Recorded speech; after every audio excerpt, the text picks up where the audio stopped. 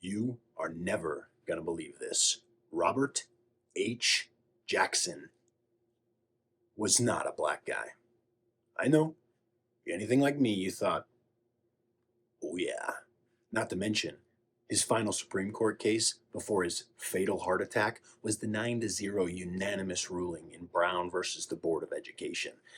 This is a case that some people have referred to as the decision that changed America. The Supreme Court, which included Jackson at the time, overturned the separate but equal doctrine, declaring that segregated public schools were, by definition, unequal and unconstitutional. I don't know about you, but I heard those details and I thought, for sure. Nope. Turns out he's a white guy. I guess it was actually all white guys on the Supreme Court until Thurgood Marshall in 1967. Now, Robert H. Jackson, he's born February 13th, 1892. He is the only man in history to serve the offices of Solicitor General, Attorney General, and United States Supreme Court Justice. Robert H. Jackson is the last member of the Supreme Court to pass the bar without graduating from law school. He attended Albany Law School from 1911 to 1912. After earning a certificate rather than a degree, he passed the New York State Bar exam in 1913 at the age of 21. Robert H. Jackson was Chief United States Prosecutor at the International War Crimes Tribunal in Nuremberg, Germany.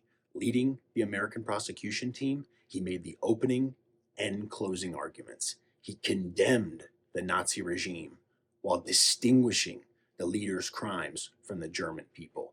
He framed Nazi leaders' guilt in war crimes, crimes against peace, and crimes against humanity. One of Robert H. Jackson's most notable opinions is from the flag salute case, or West Virginia State Board of Education versus Barnette. This was a landmark decision that protected students' First Amendment rights by striking down compulsory flag salutes and pledge recitation.